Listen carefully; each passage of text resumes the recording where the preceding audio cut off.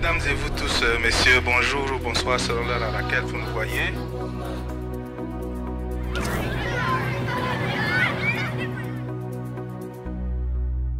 Mesdames et vous tous, messieurs, bonjour ou bonsoir selon l'heure à laquelle vous me voyez. Aujourd'hui, nous allons faire un format différent, donc je vous souhaite d'abord la bienvenue sur Blédard Podcast dans ce nouveau numéro où on va parler d'un certain nombre de choses. Il y a eu un changement de format. Aujourd'hui, je suis tout seul face à la caméra.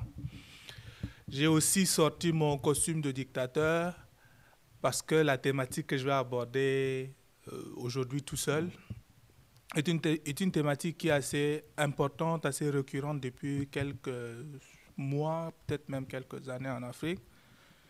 Et nous avons récemment eu un discours très, très intéressant qui a retracé certains aspects de la situation. Je parle du concept de souveraineté en Afrique. Il y a eu un débat grandissant et qui est continuel d'ailleurs autour du concept de souveraineté. Qu'est-ce que ça voulait dire?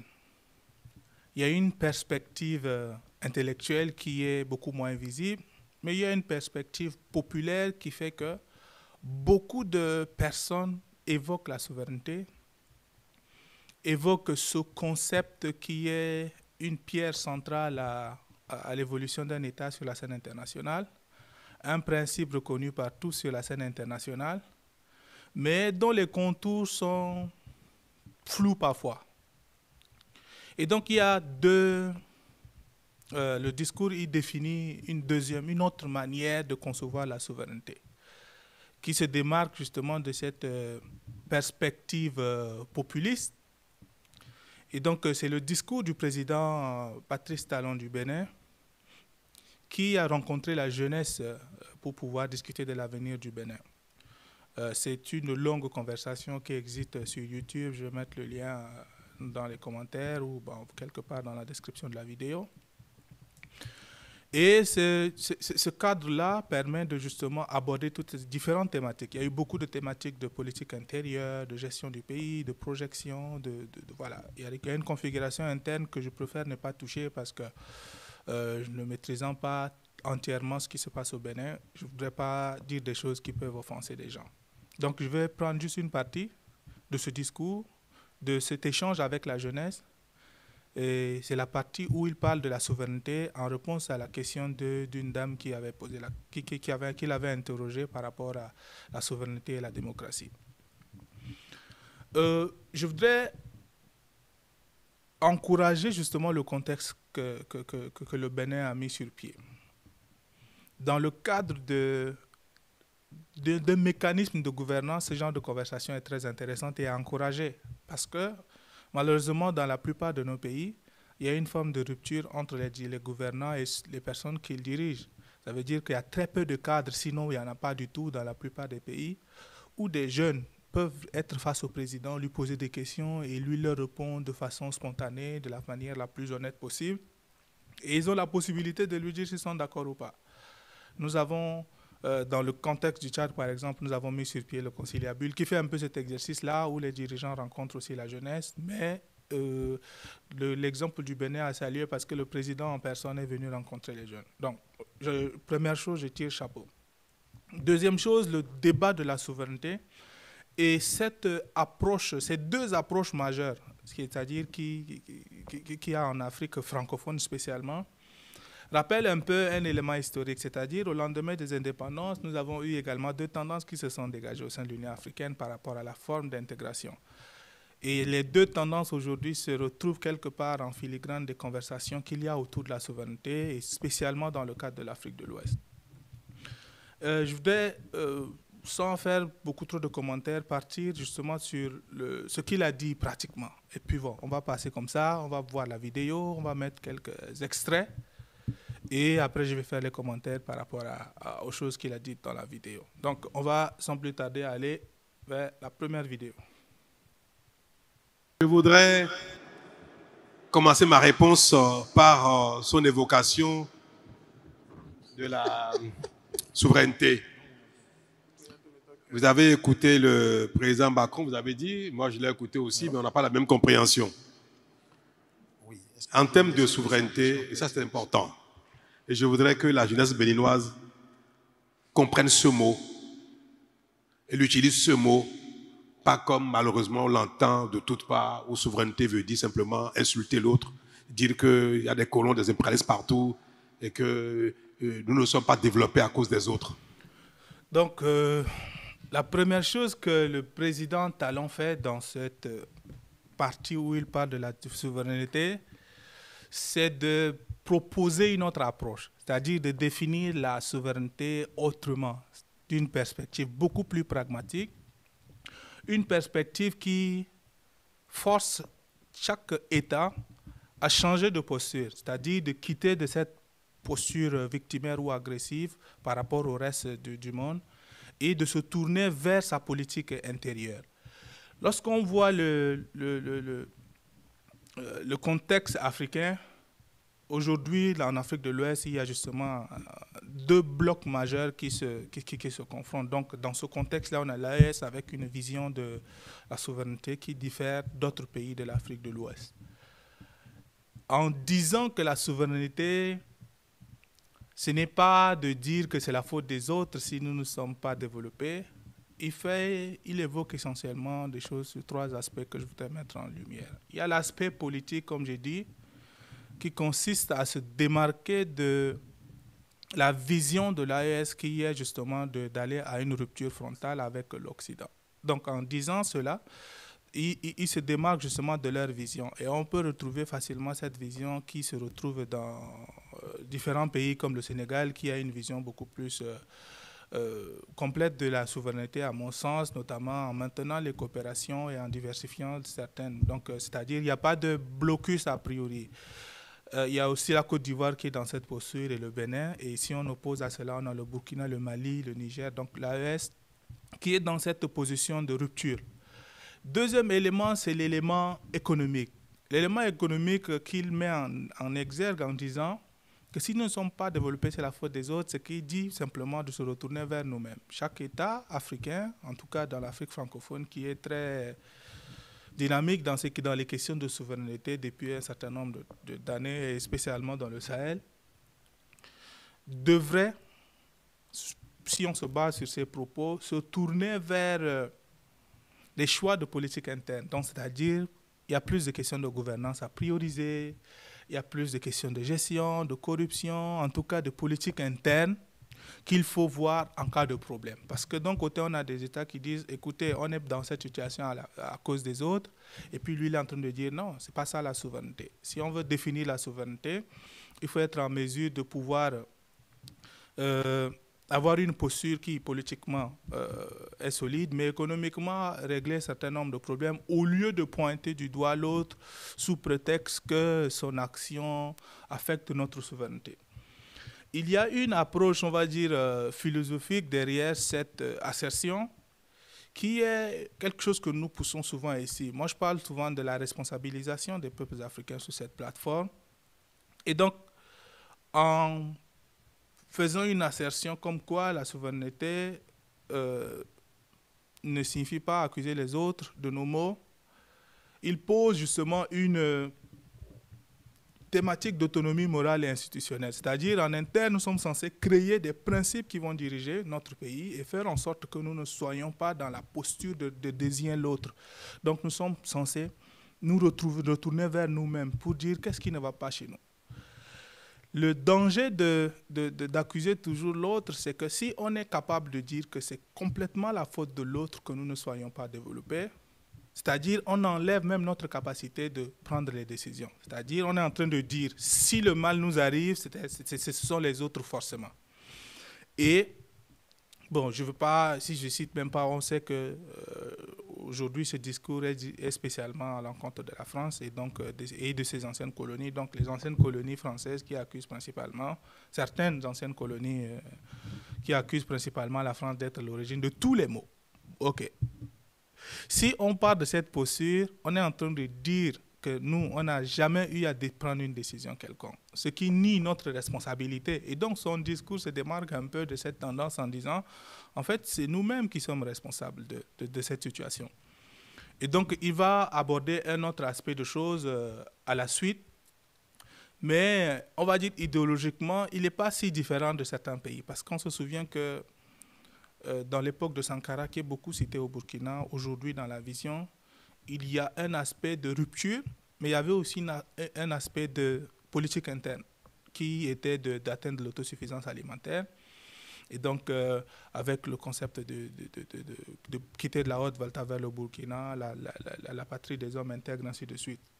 Donc, aujourd'hui, cet aspect est très important et qu'il faut prendre en compte. On va continuer la suite de son propos. Il continue en parlant d'un deuxième élément qui est le suivant. Je veux le dire, il faut bien le noter. Si nous ne sommes pas développés, c'est notre propre faute. Madame, si nous ne sommes pas développés, c'est notre propre faute. Je l'ai dit ici avec les maires, je vais vous répéter ça, je vais essayer de ne pas être long. On dénonce l'esclavage, le commerce triangulaire comme un crime. C'est un crime ce qui s'est passé. Où les forces vives du continent ont été déportées pour aller développer l'Amérique. Si l'Amérique est à son niveau de développement aujourd'hui, une bonne partie, sinon une grande partie, l'essor de ce pays est lié à la force de nos aïeuls qui sont allés travailler là-bas. Mais est-ce que vous pensez, vous croyez que tous ceux qui ont été déportés ont été raflés par les Blancs dans les villages, dans les contrées africaines? Est-ce que ce sont les Européens, c'est ceux qui étaient acheteurs pour amener en Amérique? Est-ce qu'ils sont venus avec fusil, aller dans nos villages pour ramasser les esclaves? La plupart ont été vendus par nous-mêmes. Donc nous sommes co-responsables, peut-être même premiers responsables de cette bêtise-là, ce crime-là. Est-ce qu'on n'était pas souverain au moment où on vendait nos parents et consorts aux Blancs qui sont installés sur les comptoirs, dans les ports? Avant les Blancs, les Européens, on a vendu nos parents aux Arabes. On n'était pas souverain? Madame, je ne veux pas juger nos ancêtres, les consorts, tout ça. Bien. On continue justement avec une autre réflexion qu'il avance, c'est-à-dire il affronte un tabou, c'est-à-dire dans l'histoire de l'Afrique, du continent de façon générale et puis des royaumes qui existaient avant la colonisation et tout ça. Il y a, lorsqu'on raconte cette histoire, quelque chose qui est souvent occulté. Le commerce triangulaire, il y a des ports et puis des comptoirs coloniaux qui sont clairement identifiés et que beaucoup de personnes visitent jusqu'à aujourd'hui, qui ont servi de point de départ. Un aspect qui n'est pas discuté en Afrique spécialement, parce que c'est une thématique qui est assez récurrente dans les Antilles, c'est quel est le rôle que les Africains ont joué dans la traite négrière. Ça commence là déjà. Et ce rôle-là, il est souvent occulté parce que on nous a raconté notre histoire comme si on était des victimes, on était toujours des faibles qui ont encaissé. Ce n'est pas une histoire nous ne sommes pas des victimes perpétuelles, je veux dire. Il y a un aspect de cette histoire qui est peu ou pas du tout raconté et que beaucoup d'Africains préfèrent ignorer. C'est pratiquement le rôle qu'on a joué. Parce que n'oublions pas, nos royaumes, ils étaient puissants. C'est pour ça qu'il dit, quand ils ont vendu, est-ce qu'ils n'étaient pas souverains? Lorsque les bateaux partaient avec les traites négrières, enfin les Africains qui étaient capturés et vendus, on s'est toujours demandé, avec tout ce qu'il y a comme spiritualité en Afrique, avec tout ce qu'il y a comme armement et les royaumes que nous avons étudiés dans l'histoire de l'Afrique, comment est-ce possible qu'ils sont arrivés et qu'ils ont réussi à prendre autant de personnes et d'envoyer? Et l'une des questions qui est claire lorsqu'on discute avec des personnes, surtout des Antilles, qui creusent un peu l'histoire, c'est qu'il n'y avait aucun moyen d'aller ramasser tout ce monde, les plus braves, les plus forts du continent, sans qu'il y ait une complicité locale. Et donc, c'est un élément qui remet justement à l'ordre du jour la responsabilité des peuples africains, de nos aïeux, nous les Africains, dans la traite négrière. Qu'est-ce qu'on a joué comme rôle? Et comme il le dit, avant les Occidentaux, on a déjà fait une traite avec les Arabes. Donc ce n'est pas forcément la faute des autres, parce que ça fait suite à son propos initial. C'est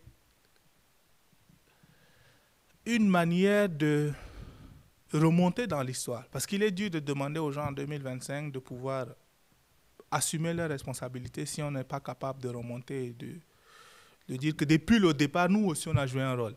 Donc, c'est cohérent avec le reste de son discours qui est qu'effectivement, on était souverain avant, on a fait des choix qui n'étaient pas forcément, qui aujourd'hui ont contribué en tout cas à nous mettre. Ce n'est pas le seul choix, mais notre participation à ces choses-là, à la traite, qui est un crime et qui est indéniable dans tous les livres d'histoire du monde, quelle que soit la personne qui raconte, on a joué un rôle. En tout cas, pas nous de 2025 ici là. Mais historiquement, lorsque moi j'ai regardé le film Woman King, effectivement, quand on voyait les royaumes et quand on voyait les Amazones, justement dans ce film-là, on se rend vite compte, effectivement, il y a une partie où cet aspect des choses est ressorti. Parce que ce sont des rois qui vendaient aux Blancs et aux Occidentaux, les Arabes en premier, puis les Occidentaux, qui se trouvaient dans les ports, dans les comptoirs coloniaux, qui achetaient et qui déportaient les gens en Amérique. Et puis voilà. Ce qui a d'ailleurs permis à développer l'Amérique de façon exceptionnelle.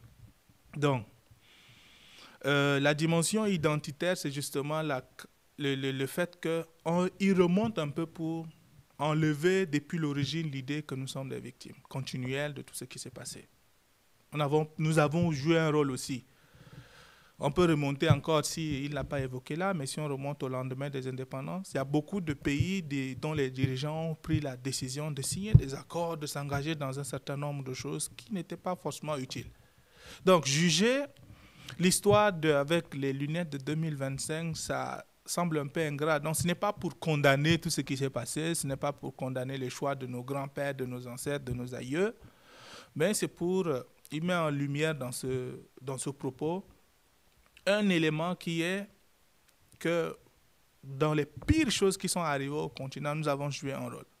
Donc, dire en 2024, en 2025, que c'est pleinement la faute d'autres personnes. Donc, si on remonte, on va accuser la traite arabe d'abord, puis la traite occidentale, d'être responsable, et puis voilà, la colonisation, tout ce qui va avec tout ce qui a comme influence diverses depuis les indépendances africaines. Donc, nous aussi, on a joué un rôle. C'est essentiellement ce qu'il a essayé de dire dans cette partie. Et loin de s'en servir pour excuser un certain nombre d'actions externes, c'est-à-dire tous ceux qui ont été à l'origine de la traite ne sont pas excusés. Attention, ce n'est pas ce que je dis. Et ce n'est pas ce qu'il dit non plus. Mais c'est pour dire qu'on a participé à créer cet environnement horrible dans lequel nos populations vivent. Parce qu'en interne, on a des problèmes de gouvernance. Historiquement, on a pris des décisions qui se sont retournées contre nos peuples. Et puis aujourd'hui, on essaie de se dédouaner en disant simplement que ce sont les autres, que ce sont les anciennes puissances coloniales qui nous ont forcés à vendre, qui sont venus avec des fusils et qui ont pris. Alors que d'un autre côté, on dit qu'on était un peuple fier. On avait des royaumes exceptionnels et que ces royaumes n'auraient jamais pu subir ces choses-là. Donc, si on remonte dans les royaumes africains, ce n'est pas l'objet de cette partie, mais il remonte dans l'histoire. Donc, que ce soit dans tous les pays, dans tous les pays, il y a le royaume du Mali, il y a le Dahomey. Si vous arrivez en Afrique centrale, jusqu'aujourd'hui, le royaume Bamoun est là, au Cameroun. Au Tchad, il y a le royaume du Wadaï, du Kanem, du Bagirmi, ainsi de suite. Donc, tous les pays, avant tout ce qu'il y a comme aujourd'hui, tout le débat actuel, on a eu une époque où on avait des royaumes, on était structuré, où on avait des armées, on avait une manière de fonctionner. Et en faisant cela, en reconnaissant qu'effectivement, à ce moment de l'histoire, nous aussi, on a participé, peut-être parce que ce qui était comme offre en face était propice aux dirigeants de l'époque, en tout cas, tout ce qui nous arrive n'est pas forcément de la faute des autres, puisqu'on a aussi participé à cela. Donc, le propos du président Talon n'est pas différent de la vision, en tout cas de la philosophie, de plusieurs leaders qui priorisent justement le bien-être de leur peuple. Dans le Sahel aujourd'hui, comme j'ai dit dans mon propos introductif, plusieurs tendances se dégagent. Il y a deux tendances majeures. Effectivement, il y a des gens qui sont plus mesurés, qui veulent continuer la coopération. Il y a une tendance extrêmement populaire, très, très embrasée par le peuple. Mais cette tendance-là est aussi adossé à un certain nombre de choses qu'on a réussi à mixer. Je l'ai dit 1000 fois ici, qu'on a réussi à mettre le fameux concept de souveraineté, c'est-à-dire la capacité de prendre en main son destin, de décider de façon sans interférence de son avenir, et en tout cas dans l'intérêt de son peuple. On a mis ça dans le même panier que le rejet de la France et l'amour de la Russie. C'est pourtant des thématiques qui méritent d'être analysées séparément. Si on a des choses à reprocher à la France, ça ne veut pas dire qu'on a des choses qu'on aime en Russie. Ça veut juste dire qu'effectivement, il y a des politiques que beaucoup de pays ont remis en question. Mais si on creuse en même temps la coopération, même dans les trucs, dans les rapports que nous avons avec la France, il y a des aspects que la plupart des pays gardent encore. Il y a des accords avec l'Union européenne, il y a des accords de siège avec différentes organisations qui sont pro-Occident, qui sont là dans nos pays et qui exercent normalement. Donc, même dans le cadre de ce qu'on rejette, il y a des choses que nous aimons.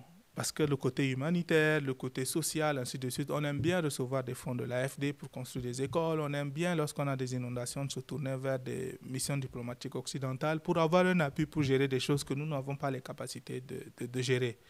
Donc, comme j'ai dit, comme on a réussi à mettre tout ça, aujourd'hui, dans un même panier, la russophilie, la francophobie et la souveraineté dans le même panier, finalement, on a bien sûr des gens qui, au quotidien, mélangent ces propos-là, mélangent ces concepts et pensent qu'on parle de la même chose. Et lui se démarque justement en disant qu'effectivement, ce n'est pas ça la même chose. Le fait de rejeter, c'est différent de c'est quoi la souveraineté.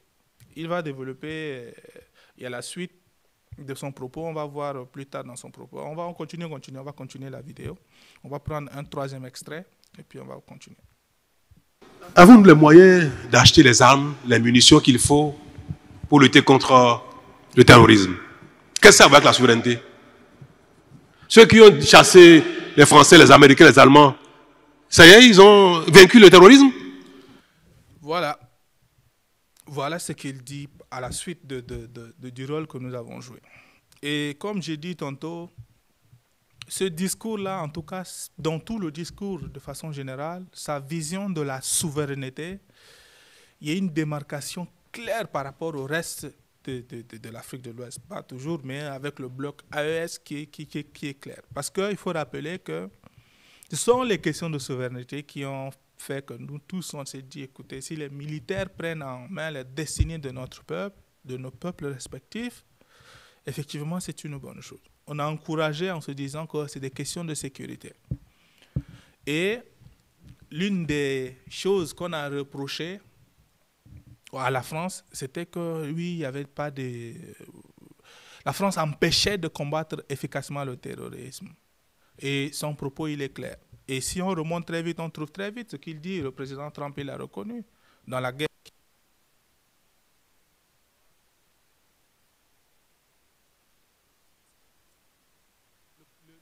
la vente des armes, c'est un business. Ça n'a rien à voir avec la question idéologique en termes de souveraineté. Si vous avez les armes, vous venez, on va vous vendre les armes. Ça s'arrête là pour la plupart des grands pays. Que ce soit nos partenaires historiques ou pas. Donc, brandir cette question d'armement pour dire qu'effectivement, c'est l'achat des armes qui va nous permettre d'être souverains, c'est limite, en tout cas, c'est dans son propos, parce que, un,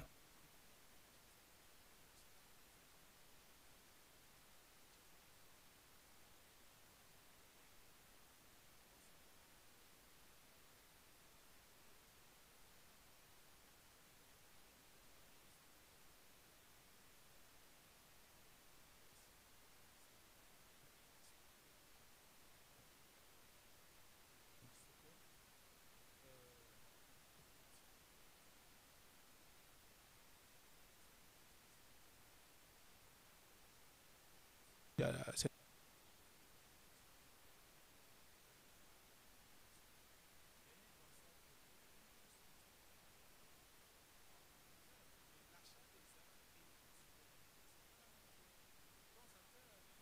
un élément pour dire, écoutez, on va être souverain, donc il faut chasser les gens, donc il faut acheter les armes avant d'être souverain, il faut. Et lui, il parle toujours de politique interne tout à l'heure, et je pense que dans la suite, il va encore le rappeler. Mais il y a justement sa vision, elle est claire, sa vision et le distinguo qu'il fait entre les deux concepts est très intéressant, que je trouve que c'est très intéressant. Et ça permettra à un certain nombre de personnes de comprendre justement que les rapports que les uns et les autres ont sur la scène internationale ne sont pas des rapports d'amour. Il n'y a pas d'amour sur la scène internationale. Il n'y a pas de fraternité, même si c'est des termes qui sont utilisés, le pays, amis et frères, ça n'existe pas lorsque les gens se parlent des vrais sujets, c'est-à-dire des sujets qui ont la capacité d'influencer la stabilité ou l'avenir d'un pays. Il n'y a pas d'amitié là-dedans. Et la question d'armement est l'une de ces questions-là. Aujourd'hui, même des entités, si vous voulez acheter des armes, même des entreprises privées peuvent vous fournir autant d'armes. Et la question d'armement, justement, on voit des pays comme la Turquie qui ont estimé que c'était important et qui ont développé leur propre système d'armement. Et donc, pour revenir à son propos, il y a justement cet élément de ce mix-là qu'il a essayé de démêler en relevant les contradictions qu'il y a dans un certain nombre de choses. Et le contraste en termes d'exemple qui peut être illustré pour soutenir d'une certaine manière son propos, c'est dans des pays comme le Vietnam, ancienne colonie, Vietnam, Laos, Cambodge et compagnie, ça c'est dans les anciennes colonies françaises aussi. Mais au lendemain, une fois qu'il y a eu un processus de décolonisation, ces pays-là se sont mis au boulot avec différentes influences. Effectivement, il y a beaucoup d'investissements coréens, japonais dans ces pays-là. Mais ces pays-là ne sont pas forcément mis dans une posture de il faut qu'on achète les armes, il faut qu'on aille en guerre contre tel ou tel pays, il faut qu'on coupe toutes les coopérations avant de se développer et d'affirmer sa souveraineté. Donc le fait d'affirmer sa souveraineté est lié à autre chose qu'à l'achat corrigé des coopérations historiques entre les États. Et donc on continue avec la prochaine vidéo qui va aborder cette thématique encore un peu plus. La souveraineté, c'est la conscience qu'on a de soi. C'est la volonté qu'on a de soi à agir avec responsabilité, sans se courber devant l'autre. On peut être dans un partenariat et être souverain. On peut être dans la coopération et être souverain. Notez-le pour de bon. On n'a pas besoin de rompre tous les liens de partenariat, tous les liens de coopération, tous les liens de relations internationales pour proclamer sa souveraineté. Être souverain, c'est être capable, dans un partenariat, de défendre ses intérêts. Dans une coopération, de défendre sa position, de défendre son intérêt.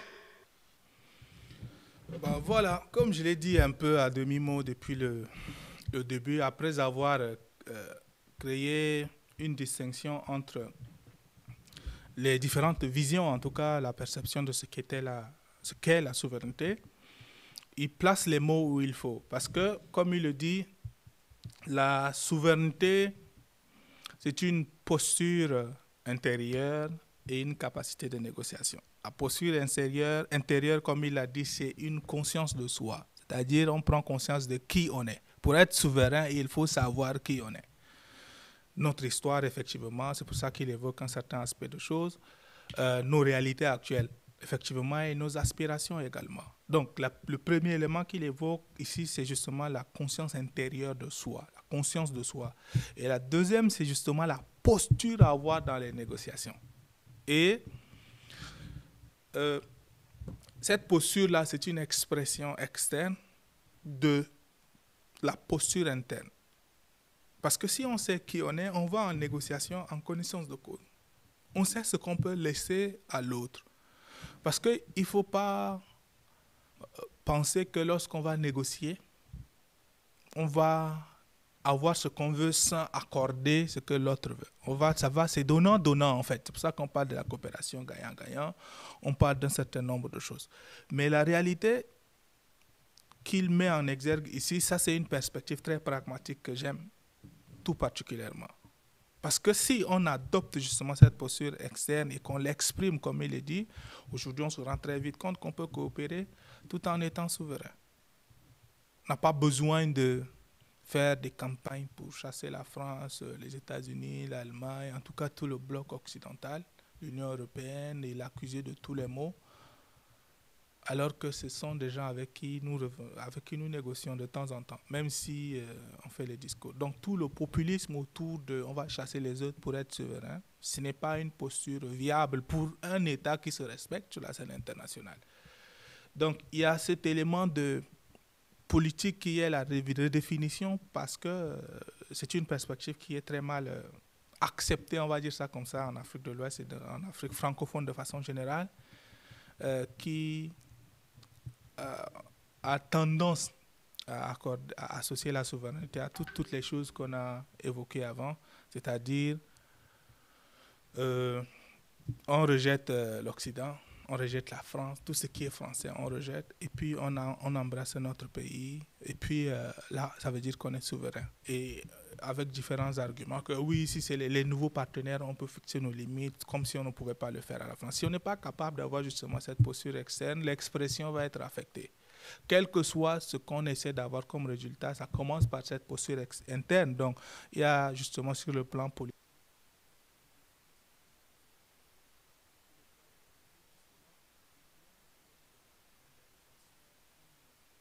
possibilité de vivre en autarcie.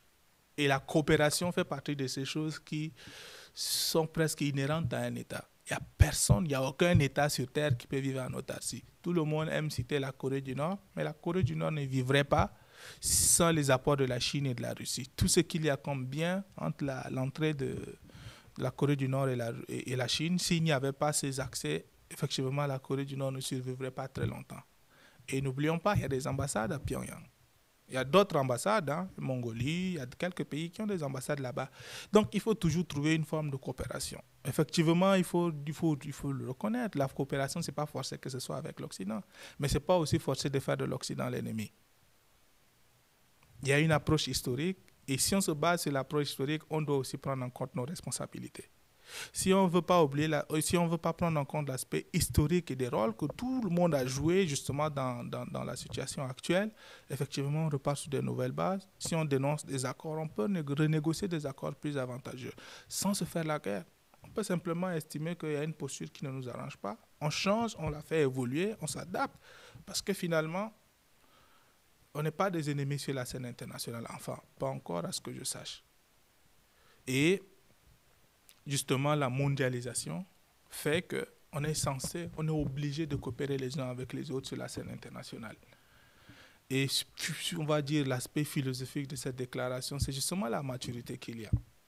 La maturité, justement, c'est de dire, il y a des choses qui se sont passées, on prend le recul, et nos États ont cette approche mature qui permet de dire effectivement qu'on est là pour nos intérêts. Autant que vous avez défendu vos intérêts pendant plusieurs siècles chez nous, nous aussi on prend conscience et on veut défendre nos intérêts. Et dans la défense de nos intérêts, on peut mettre sur pied un certain nombre de concepts pour permettre à ce que nos pays puissent gouverner, puissent bénéficier, parce qu'effectivement, il ne faut pas oublier, chaque pays va dans la négociation avec en tête la défense de ses intérêts pour le bien-être de ses populations. Donc, il y a justement cette approche pour conclure, cette approche qui permet de revoir un peu le concept de la souveraineté dans un monde, dans un monde globalisé. Et donc, est-ce qu'on peut être souverain dans un monde globalisé? Ça veut dire que ça dépendra de ce qu'on comprend comme souveraineté. Si on comprend qu'effectivement on peut coopérer avec tout le monde, garder justement sa dignité, avoir ses positions claires et défendre ses intérêts, effectivement on peut coopérer. Si on pense qu'il faut couper avec tout le monde, ça veut dire que si on a cette définition de la souveraineté, il est très difficile de survivre aujourd'hui, parce que souveraineté voudra dire arrêter de coopérer avec tout le monde. Donc ça, c'est un élément, c'est une thématique à considérer. On va avancer justement dans l'analyse, et puis on va continuer avec la suite de son propos, une autre thématique qu'il aborde.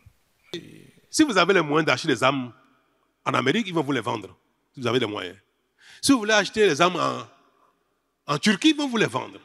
Si vous avez les moyens d'acheter en France, en Italie, en Allemagne, ils vont vous les vendre. Les gens font écoutez, le président Trump, il le dit sans gêne. Vous voulez les armes, chez moi, payez, je vais vous vendre. Ça n'a rien à voir avec la souveraineté. Maintenant, si vous voulez qu'on vous aide, qu'on vous donne, ben en ce moment, vous pouvez dire, bon, donnez-moi, mais je vais être souverain. Donnez-moi mes conditions. Les gens vous disent, payez, faites-moi ça. Vous dites, non, non, non. Faites-moi ça, mais dans quelles conditions? Non. Oui, comme je l'avais déjà dit, c'est une posture qui est très normale sur la scène internationale parce que la plupart des États arrivent sur la scène internationale en prenant une posture d'intérêt. C'est-à-dire, deux États peuvent se détester foncièrement, idéologiquement opposés, et puis travaillent autour d'une certaine thématique. Le défaut que nous avons eu en Afrique, c'est de se retrouver dans des compétitions, en Afrique francophone, je précise, c'est de se retrouver dans des compétitions qui ne nous concernent pas. Lorsqu'on a décortiqué les propos de Stanislas Zézé sur cette plateforme, il a dit, ce n'est pas un combat, l'Afrique n'a pas à choisir entre la Russie et la France. Parce que l'Afrique a d'autres défis, d'autres challenges qu'elle doit affronter. Et donc, sur la scène internationale, la seule chose à faire, c'est définir les intérêts, d'aller trouver les partenaires et négocier. Même si par le passé, on a eu des problèmes avec ces partenaires, si nos intérêts se trouvent quelque part, on peut les chercher.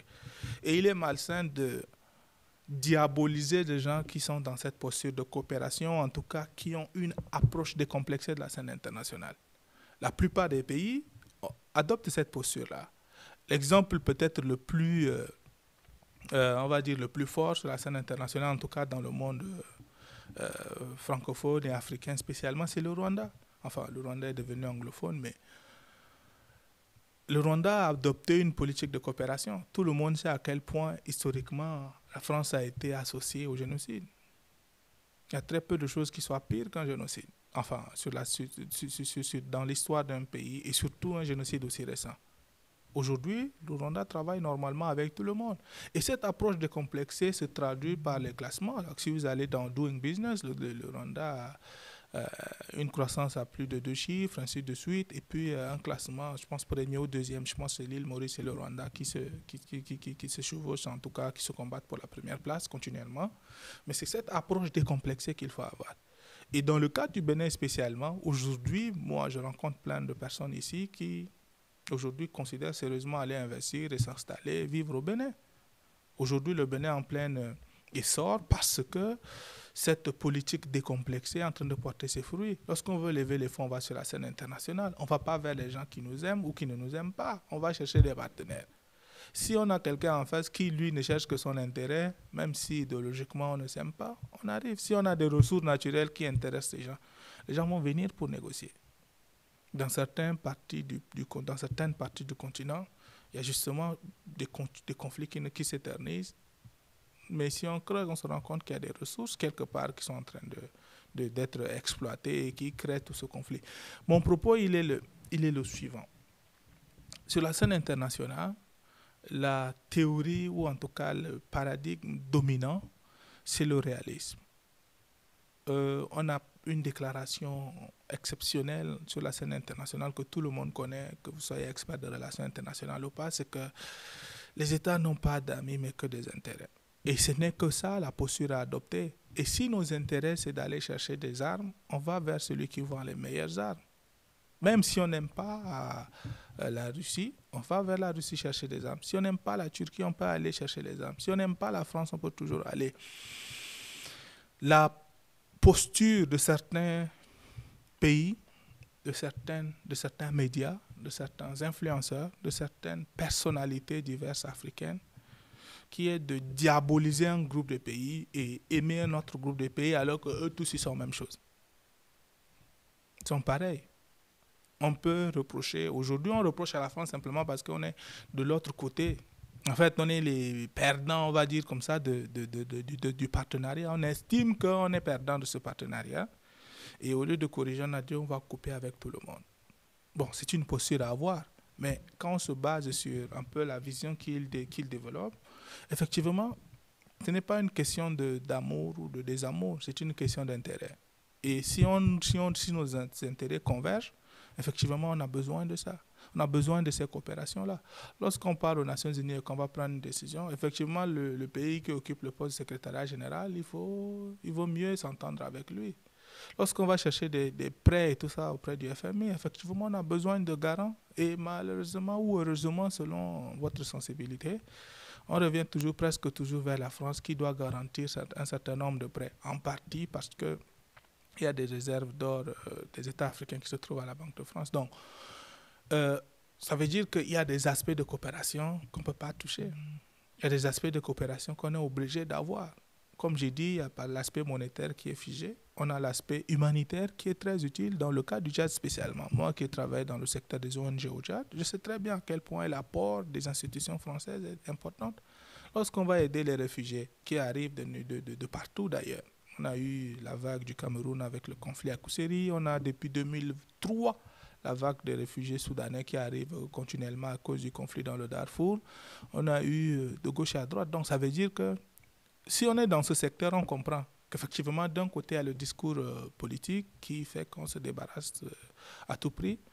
Mais il y a aussi l'élément d'utilité. Hein. Il y a des formes de coopération. Quand les gens sont dans les villages, dans des conditions vulnérables et qu'on leur apporte de l'eau, on leur apporte des centres de santé, on leur apporte des écoles, effectivement, ils s'en fichent de qui est derrière, qui a envoyé l'argent. Mais ce sont nos États qui doivent adopter des postures pour non seulement trouver des ressources pour les populations vulnérables, mais aussi garantir la souveraineté. Et la meilleure façon de garantir qui se dégage de ce discours, c'est il faut se connaître soi-même, avoir une posture interne, un système de gouvernance efficace, un système de sécurité, un système éducatif, de santé. Si en interne c'est solide, effectivement c'est difficile de succomber à l'influence extérieure.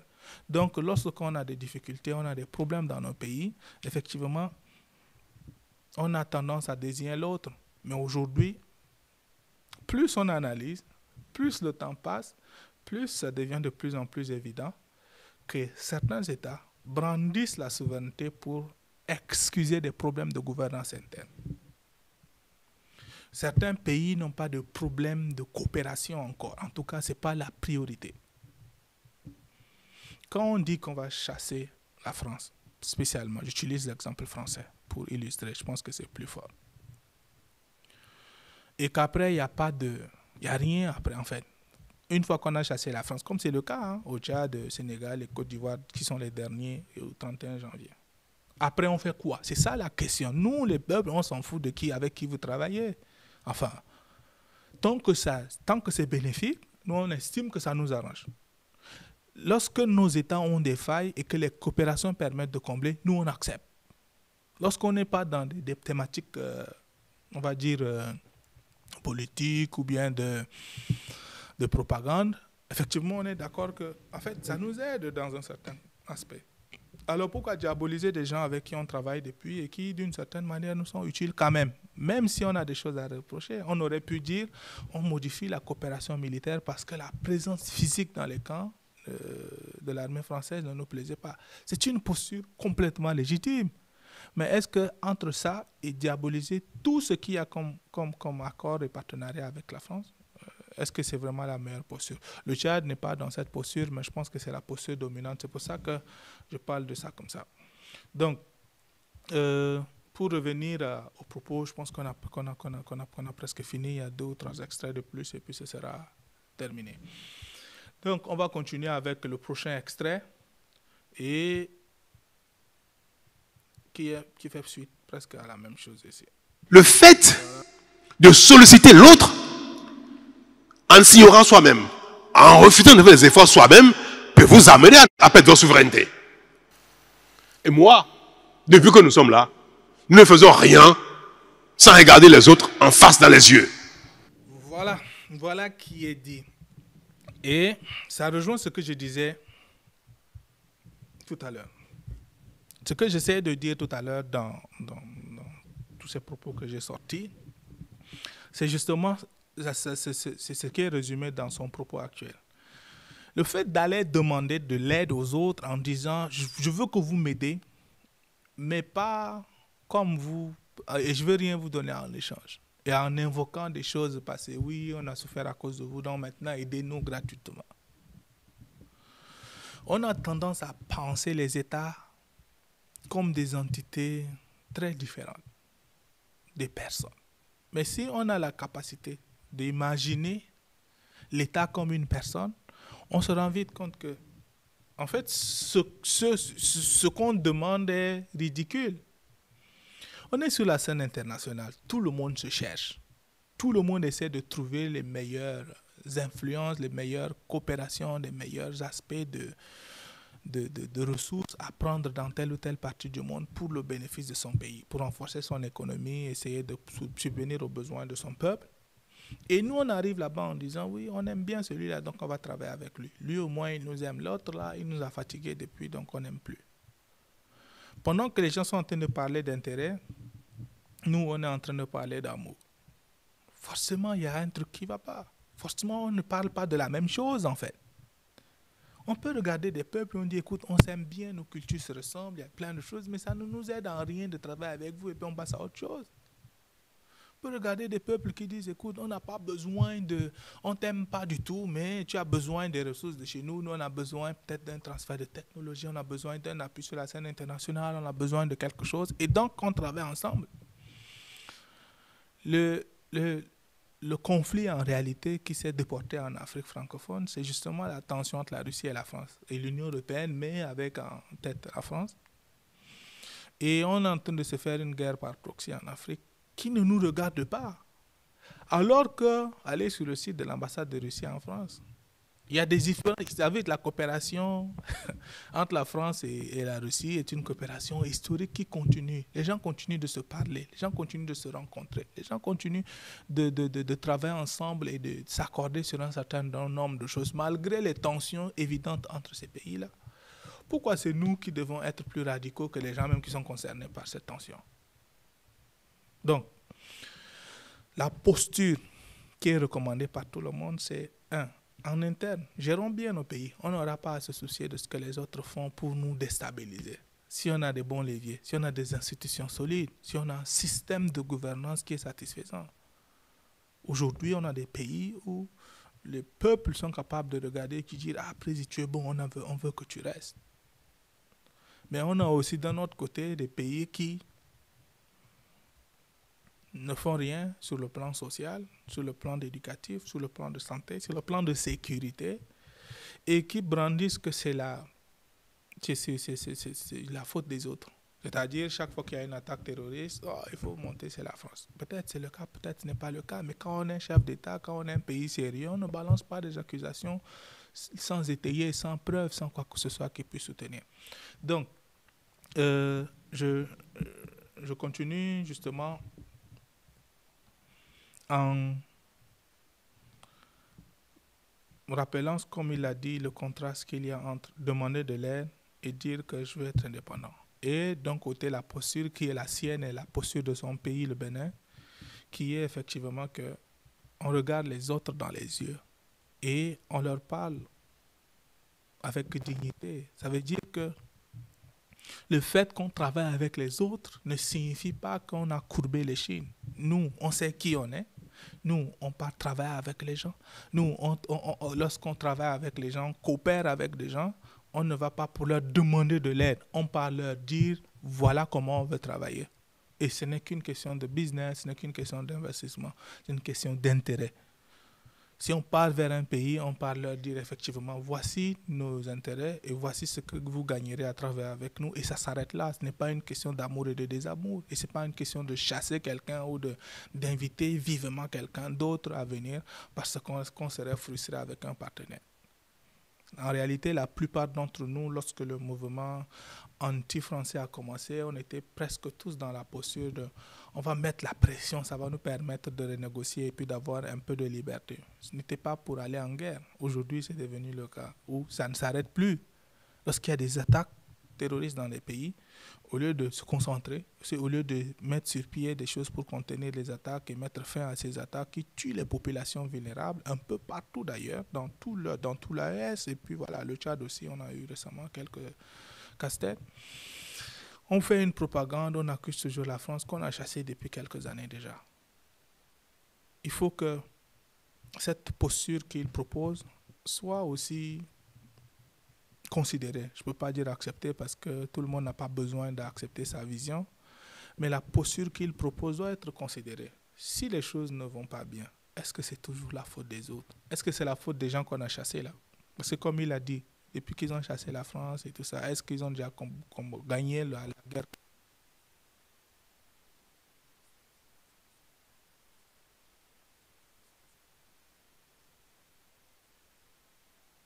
de pouvoir par des militaires dans les pays de l'AES était très accepté par la population, mais aujourd'hui, on se rend compte que ça n'avance pas aussi vite qu'on imaginait, parce qu'on attendait 1 an, 2, après ça permet de stabiliser le pays, en plus on passe aux élections, mais ce n'est toujours pas le cas. Les peuples sont souverains, comme on a dit, si le peuple burkinabé aime IB et qu'il souhaite le garder, quel que soit ce qui se passe, c'est bien. Mais c'est une posture à considérer. On ne peut pas dire au Burkina avec qui travailler, on ne peut pas dire au Mali avec qui travailler, on ne peut pas dire au Niger, ni au Tchad, ni tout ça. C'est-à-dire chaque État doit juste s'asseoir puis de trouver les bons partenaires. Même les nouveaux partenaires, s'ils n'arrangent pas, il faut les remettre en question. Il faut juste prioriser les intérêts des pays. On va passer au prochain bout, qui est la partie qui m'intéresse spécialement, parce que c'est une partie de fierté que j'aime beaucoup. Vidéo. Nous sommes un petit territoire, on n'est pas un pays très grand. Nous sommes un territoire petit en termes de superficie. Nous sommes bientôt 13 millions d'habitants. Nous ne sommes pas très nombreux. Nous sommes un petit pays en termes de population. Mais nous sommes un pays fier. Nous sommes un pays grand. Pas notre volonté, notre ambition. Même si nous n'y sommes pas encore. Laborieux. Nous sommes capables de travailler. Et nous discutons avec chacun dans cette position. Petit territoire, petite population, mais grand peuple. Et ça, il n'y a pas plus souverain que nous.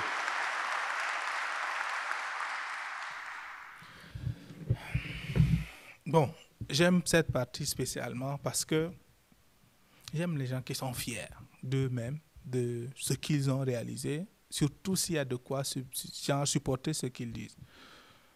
Comme j'ai dit, moi, le Bénin m'intéresse particulièrement. Et lorsque je vois beaucoup de personnes de la diaspora, aujourd'hui, le pays dans lequel la plupart de ceux que je rencontre, en tout cas, souhaitent aller investir, s'installer, faire du business, c'est plus le Bénin qu'ailleurs, dans l'Afrique francophone. C'est le Bénin largement en tête, parce que c'est justement cette posture qui rapporte tout ça.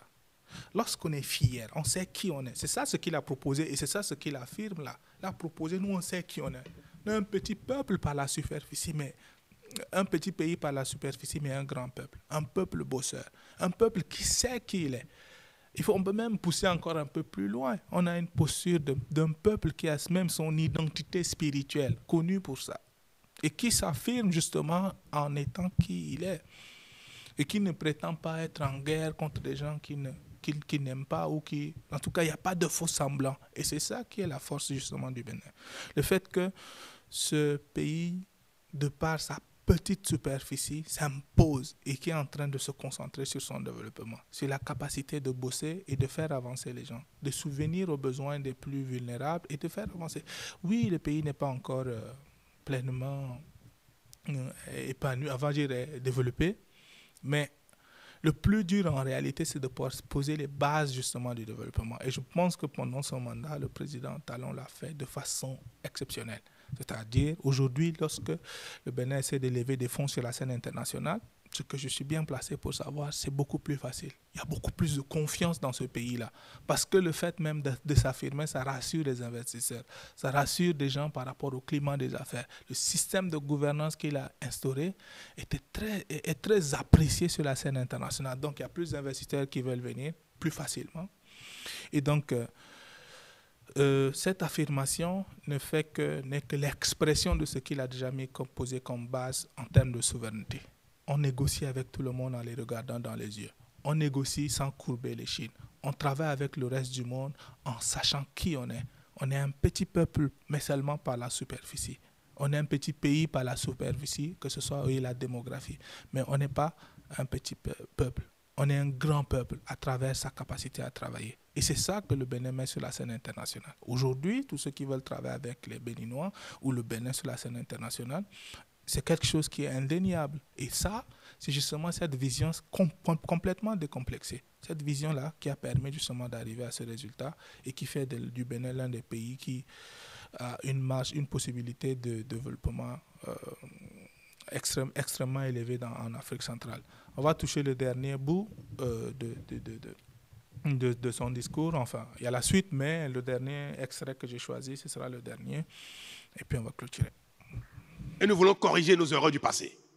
Nous voulons gommer les mauvaises images qui nous collent à la peau pour dire nous sommes déjà un autre pays, un autre peuple, une autre nation. Tout ce que nous ne parvenons pas à faire, ce n'est pas la faute des autres. Il y a plein de choses que nos moyens ne nous permettent pas de faire. Ces choses-là que nous ne parvenons pas encore à faire, c'est parce qu'on n'a pas encore les moyens. C'est parce qu'on n'y est pas encore. Mais c'est pas parce que nous sommes sous la domination de quelqu'un. Voilà. Je pense que c'est le dernier extrait et il clôture un peu l'ensemble des choses qu'il a dites depuis le début. Nous essayons de corriger les erreurs du passé. Ce qu'on a posé comme acte dans le passé qui nous a mis dans la position dans laquelle nous sommes, nous essayons de corriger ces choses-là. Nous reconnaissons qui nous sommes et nous ne sommes pas... nous ne faisons pas certaines des choses faute de capacité et de moyens. Pas parce que quelqu'un nous impose quelque chose. Aujourd'hui, cette vision-là, moi, j'aime beaucoup cette vision. J'aime tout ce qu'il y a comme vision de n'importe quel leader africain, francophone, anglophone, qui a la capacité de pousser son peuple à se regarder dans le miroir et de dire c'est ça nos capacités. En réalité, nous sommes capables de ça. Ça, nous ne faisons pas parce que nous ne sommes pas capables. Nous n'avons pas les moyens, pas parce que nous n'avons pas la vision. Ça veut dire qu'il y a une vision. Je sais ce que j'ai envie de faire. C'est ce que j'aimerais que le peuple béninois puisse faire, mais on n'a pas toujours les moyens de tout ce qu'on a envie de faire. Donc, on bosse, on est un peuple dit, on va bosser et on va arriver là-bas. Chaque chose en son temps. Ce n'est pas la faute des autres. On ne peut pas vivre au-dessus de nos moyens. Et tout ça, ça rejoint justement cet ensemble cette image que le pays a de lui, la capacité de ce pays, cette conscience que le pays a de ses capacités et qui permet de justement avancer sur la scène internationale en connaissance de cause. Même les partenariats, même les investissements qu'ils font aujourd'hui, c'est tiré c'est tiré de cette identité et de cette aspiration. C'est-à-dire, mais l'identité prend en compte l'histoire, prend en compte les réalités et les capacités actuelles et prend en compte les projections et les aspirations du peuple béninois. Et lorsqu'on associe ces trois, on a un peuple qui est debout, capable d'avancer, de bosser, de faire avancer son économie calmement, mais sûrement. Et aujourd'hui, on doit tirer chapeau à cela. Mais dans mon propos de conclusion, je voudrais quand même applaudir cette vision. Je voudrais, au-delà des commentaires, exprimer mon admiration justement pour la capacité du président Talon de pouvoir faire face à la jeunesse, avoir une vision claire et de l'expliquer à la jeunesse béninoise. Mon souhait est que cette jeunesse puisse l'écouter, puisse adhérer à cette vision, parce que nous qui ne sommes pas béninois, nous qui sommes à l'étranger, nous qui ne sommes pas là et que nous regardons ça, nous admirons un leader qui a une approche décomplexée, qui malgré les insultes, malgré les attaques à gauche et à droite, dit et s'assure que ses priorités sont claires. Parce que quand on veut développer son pays, on n'a pas le temps. Quand on peut développer son pays, on ne peut pas en faire des propagandes pour rien. Ça ne sert à rien de faire des propagandes si derrière, il n'y a rien pour soutenir. Et ça, c'est un chapeau qu'il faut tirer. Il faut encourager justement cela. Et il y a quelques pays qui ont adopté cette façon de voir le reste du monde, de confronter leur souveraineté à celle des autres pays et de voir les résultats. J'ai dit plusieurs fois ici le Rwanda, on peut citer des pays comme la Corée du Sud qui est partie d'une ancienne colonie japonaise, aujourd'hui 11e puissance mondiale. On peut parler de certains pays, Vietnam, qui étaient des anciennes colonies, qui aujourd'hui continuent de travailler avec les anciennes puissances coloniales, mais d'une façon digne en fait.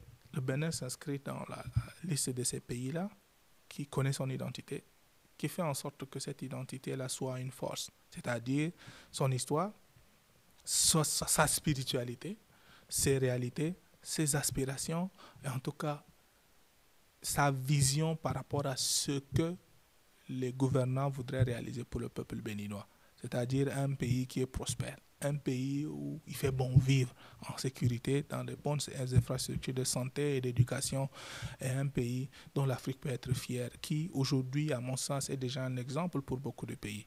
Ce n'est pas le pays le plus populaire comme on aime le voir sur les réseaux de temps en temps, mais c'est un pays qui est efficace.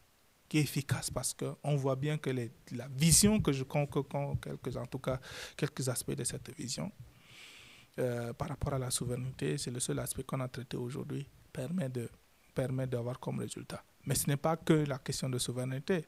Il faut suivre l'entièreté de l'échange. C'est plus de 2 heures. Et puis, il parle de politique interne, il parle des principes en termes de nomination. Il a utilisé des anecdotes, plein de choses pour expliquer sa vision politique. En tout cas, même les lois qui sont passées, comment est-ce que c'est fait pour encourager le processus démocratique, en termes d'idéologie entre les partis politiques, le processus de prise de décision. Il y a tellement de choses riches dans cet entretien-là. C'est pour ça que j'ai voulu prendre un aspect en tout cas qui m'intéressait, parce que contrairement à ses voisins qui ont diabolisé tous les pays occidentaux, il travaille avec tout le monde. C'est-à-dire, il ne s'interdit rien. Parce qu'il faut reconnaître que lorsqu'on fait la propagande pendant des années contre un pays, après c'est plus difficile de repartir et de dire, bon, finalement on peut travailler ensemble. Alors, tôt ou tard, pour pouvoir travailler ensemble, il faut choisir sa position. On approche la scène internationale de façon décomplexée et puis on s'assure que nos pays, les intérêts en tout cas de nos pays sont défendus de la meilleure des façons. Donc, merci beaucoup pour votre attention. Il y a beaucoup d'autres choses qu'on aurait pu développer, mais on va s'arrêter là. C'est juste quelques extraits qu'on a choisis pour commenter. On laisse le reste aux commentaires et on attend ce que... Et n'hésitez pas à donner d'autres perspectives, hein, qu'elles soient différentes, qu'elles soient pareilles, c'est pas grave. Donnez-nous, dites-nous ce que vous pensez. Et puis, on va... Et surtout, si vous aimez ce format individuel-là, ça permettra de continuer ce qu'on fait sur cette plateforme, sur ce podcast. On peut avoir d'autres personnalités qui peuvent avoir des présentations individuelles comme ça. Et puis, on continue de parler de nous, on continue de parler d'Afrique, de notre identité, de notre histoire, de nos cultures, de notre vision et de notre place dans le monde. Donc, merci beaucoup pour votre attention et rendez-vous au prochain numéro.